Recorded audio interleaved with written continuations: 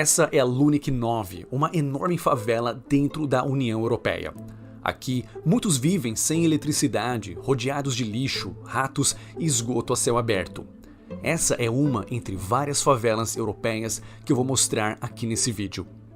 Quando eu mostrei favelas em Lisboa e Paris, cracolândias na Califórnia e guetos na Suécia, muitos ficaram impressionados.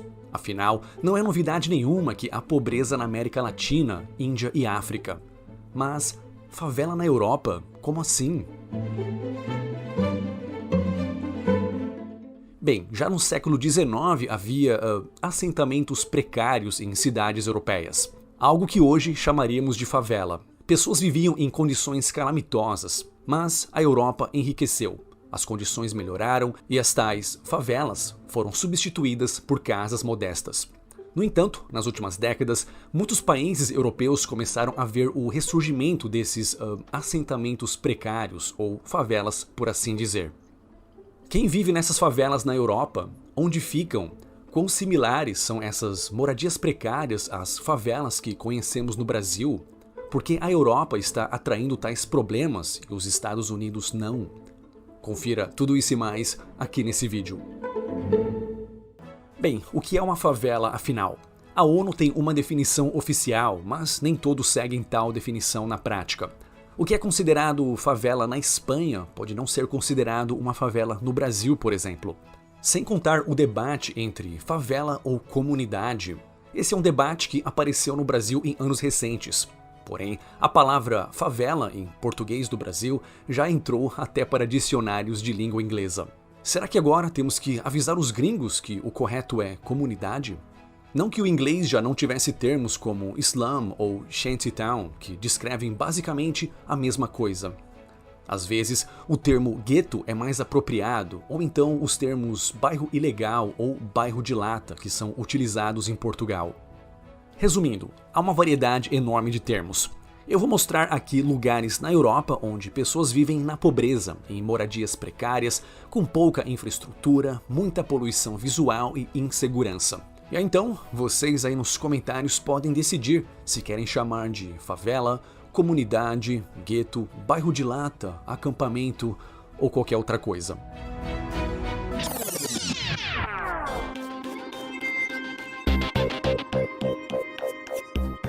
Favelas na França.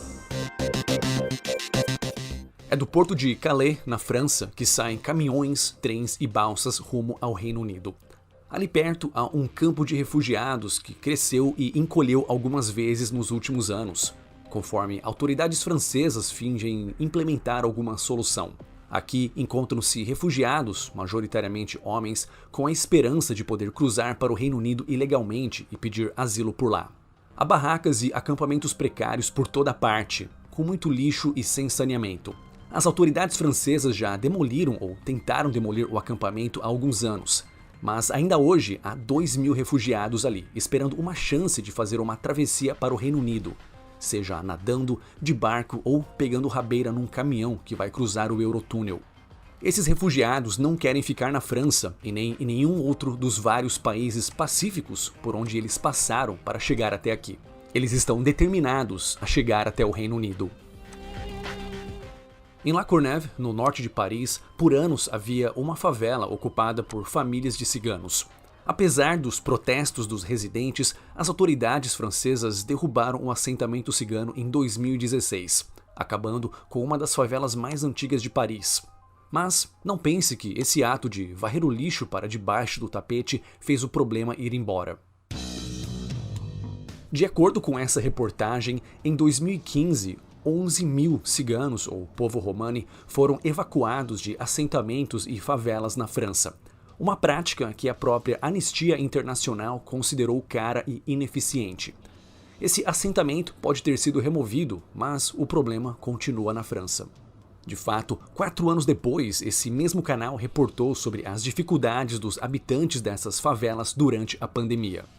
Essa favela, na periferia de Paris, é uma entre centenas ao redor da França, lar da população cigana do país, diz a reportagem de 2020.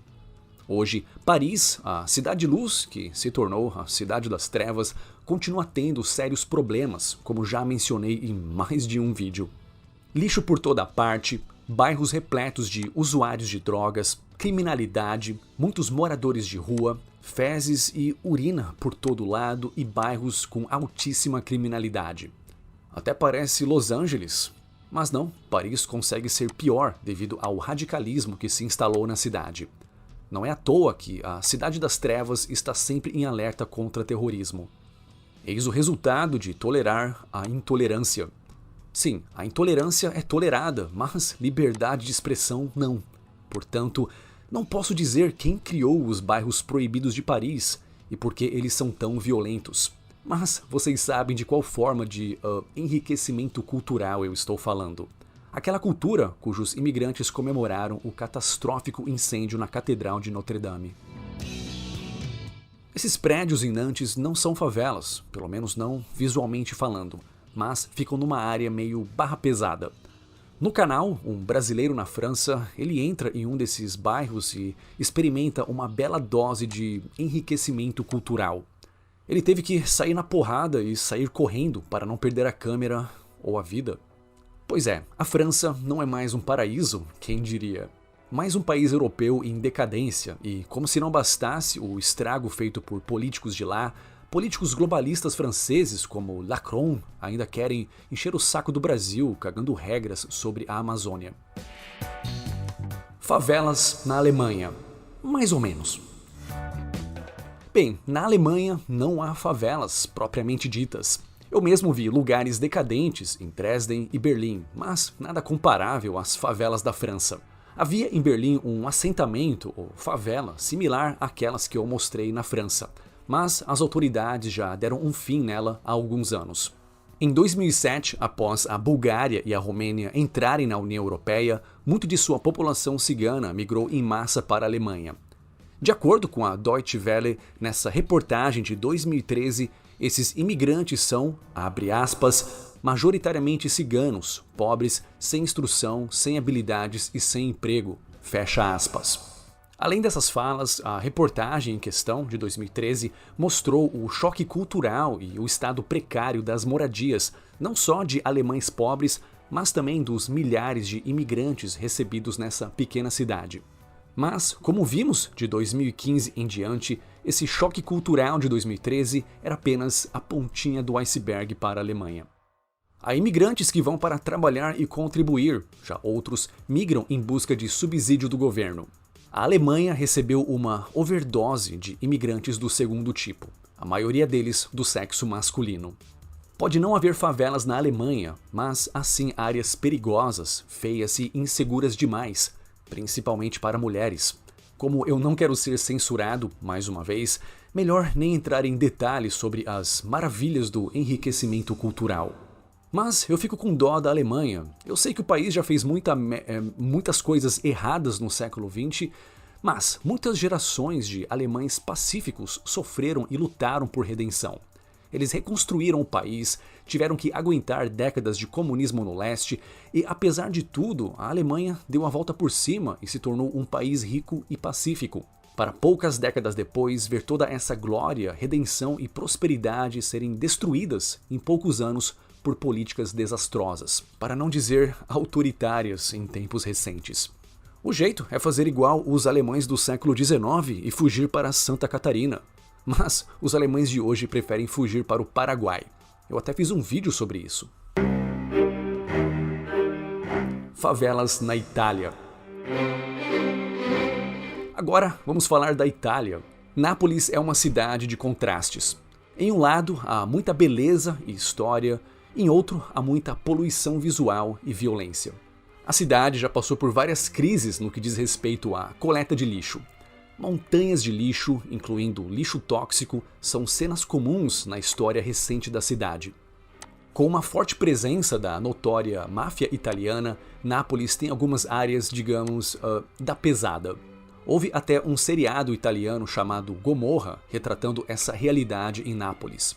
As avaliações do seriado são muito boas, então, se você curte esse estilo de drama, vale a pena dar uma olhada. Após ver a série, você pode até desenvolver um afeto por esse edifício.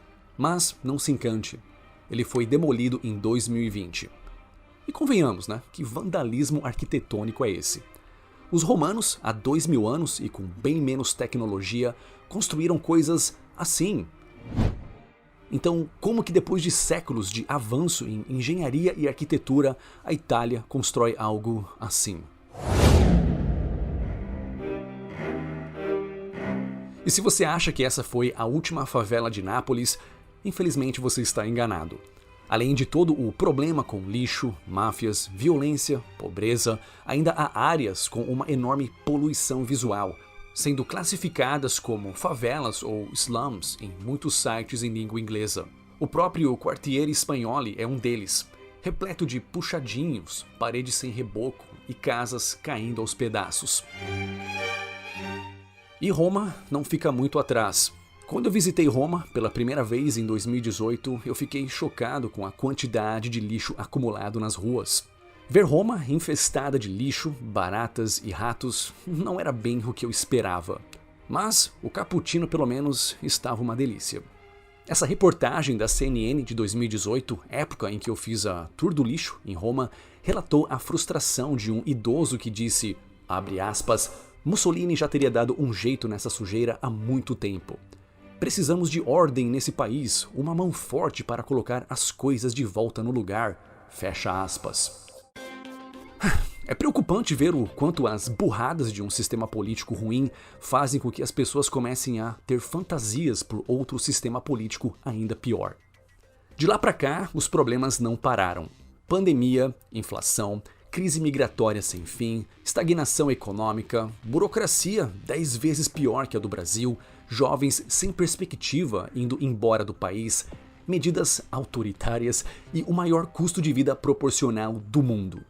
Sim, em relação ao salário local, Roma foi eleita a cidade mais cara do mundo em 2022, seguida por Londres e Lisboa. E é claro que em números absolutos, Zurique fica muito à frente de Roma. Até parece que estamos presenciando a queda de Roma mais uma vez. Favelas em Portugal. Chega de Itália, vamos falar sobre Portugal. Num vídeo recente sobre Lisboa, eu mostrei algumas favelas em sua área metropolitana. No entanto, como esse vídeo era só sobre Lisboa, eu não falei sobre o bairro da Jamaica, que fica no Concelho do Seixal, do outro lado do Rio Tejo. Esses prédios inacabados foram ocupados por famílias que não tinham onde morar. Aqui, no entanto, apesar da precariedade, não há o problema do radicalismo e choque cultural como há nas favelas da França. Os habitantes aqui são majoritariamente famílias dos países africanos de língua portuguesa, e logo eles têm uma ligação cultural com Portugal e com o Brasil. Esse fato positivo deve ser considerado em contraste a lugares perigosos na França, Suécia e Alemanha que estão tomados por homens de culturas, idiomas e religiões totalmente diferentes e incompatíveis. Isso deve ficar claro. O que faz toda a diferença, tanto para o bem como para o mal, não é a cor da pele, e sim a cultura do imigrante. Guetos na Suécia. E não tem como falar sobre a decadência da Europa sem falar da Suécia, não é mesmo? Mas tem um porém aqui. Nesse vídeo, que aparece aí na tela, eu já falei dos guetos de Malmö e de Estocolmo, onde até a polícia reluta em entrar. Eu falei do quanto a Suécia se tornou um país perigoso para mulheres, não só nesses guetos em questão, mas em todo o canto por onde o enriquecimento cultural se espalhou. Como vocês podem ver no gráfico, o vídeo estava bombando. Claro, as pessoas querem ver o que a mídia tradicional não mostra. Até que alguém dentro do YouTube fez uma revisão manual do vídeo e restringiu seu alcance. Ou seja, é complicado dar nome aos bois e usar uma linguagem direta e falar quem vive nesses guetos da Suécia tocando o terror. Então eu vou ter que dançar em volta do assunto e sugerir que vocês vejam esse meu outro vídeo sobre a Suécia. Lá vocês vão descobrir como um país tão feminista incentivou a imigração em massa de homens machistas. Novidade: em 2022, até a primeira-ministra sueca, de esquerda, é claro, admitiu que o multiculturalismo não deu certo na Suécia. Até o canal VisualPolitik falou sobre o assunto, aparentemente sem ser penalizado. Não sei, será que a esquerda europeia finalmente está acordando para o fato de que eles não precisam e nem podem apoiar coisas contraditórias ao mesmo tempo?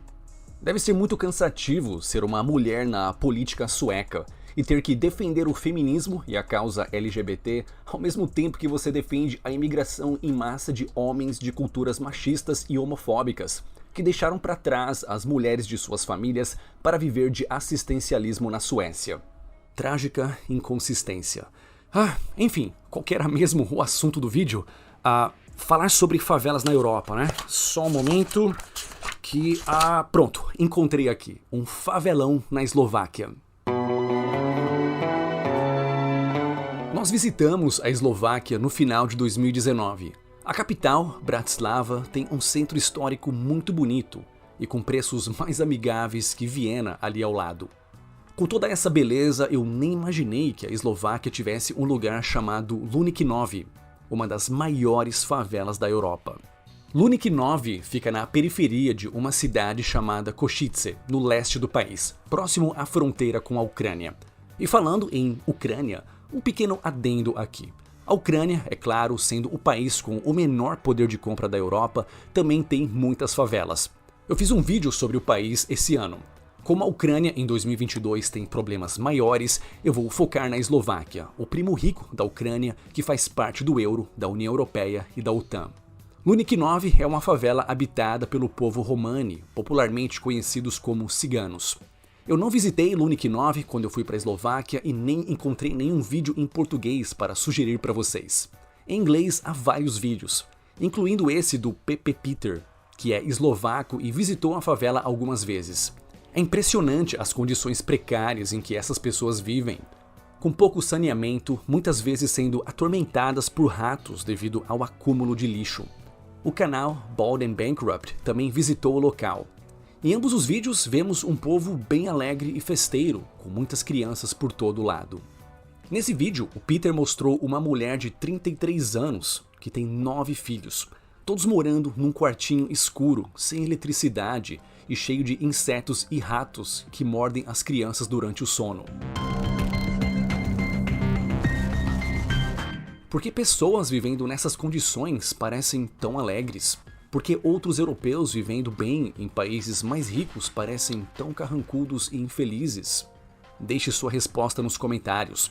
Outra pergunta que ficou sem resposta foi quando Peter perguntou a um dos moradores como ele procurava emprego.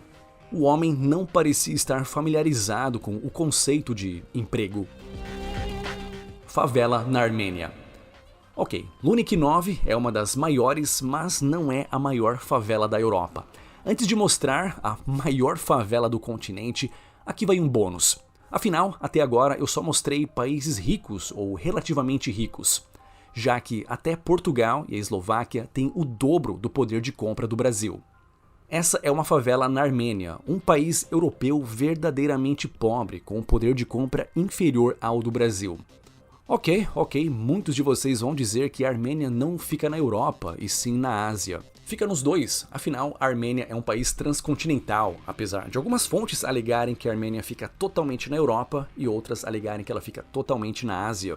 Nós visitamos a Armênia em 2020 e eu falei mais sobre o país nesse vídeo sobre 5 países europeus com um poder de compra inferior ao do Brasil. E a lista de lugares pobres ou favelas na Europa continua. Se eu fosse mostrar o que vimos na Sérvia, Romênia, Bulgária, esse vídeo ficaria longo demais. Por isso, eu resolvi mostrar lugares em países mais ricos, com exceção da Armênia.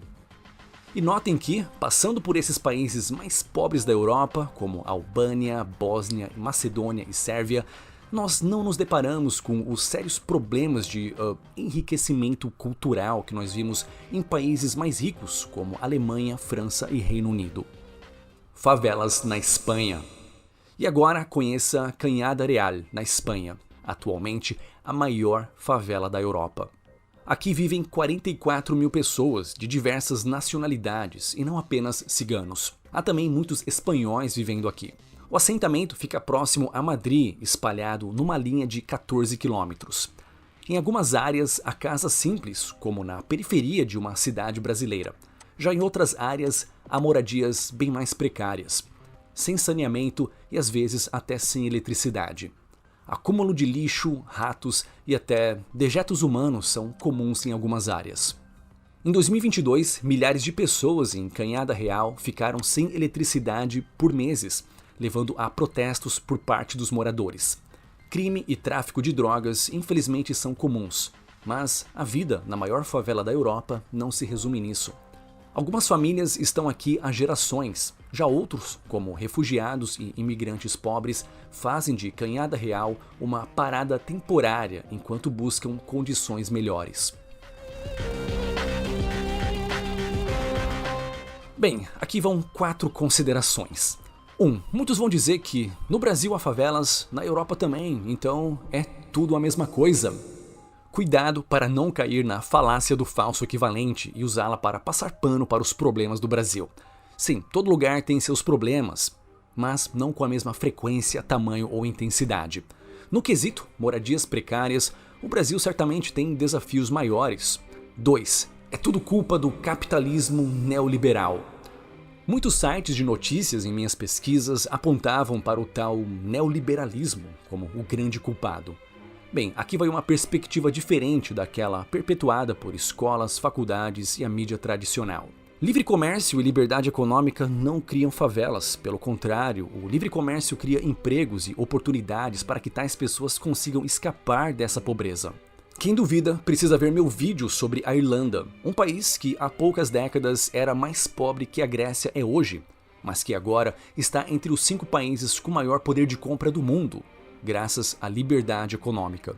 O Estado é quem cria as barreiras econômicas, assim como os maus incentivos para a imigração irregular. Muitos desses imigrantes se submetem a baixos salários, não porque as empresas privadas são gananciosas, mas porque o próprio Estado criou leis que dificultam a construção de novas moradias, leis que desincentivam a criação de riqueza, além de uma barreira econômica que diz: você não pode trabalhar dentro dessa fronteira sem a cidadania X ou o documento Y. Além de criar tais barreiras econômicas, a União Europeia, ou seja, o Estado, também criou os incentivos para atrair uma imigração em massa que beneficia homens jovens, ao mesmo tempo que dificulta a chegada de famílias, mulheres e crianças. Ou você acha que é por acaso que a maioria esmagadora dos refugiados são homens jovens? Considere tais incentivos e barreiras criadas pela União Europeia, ou seja, pelo Estado, antes de culpar empresas privadas e clamar por mais controle governamental para castrá-las.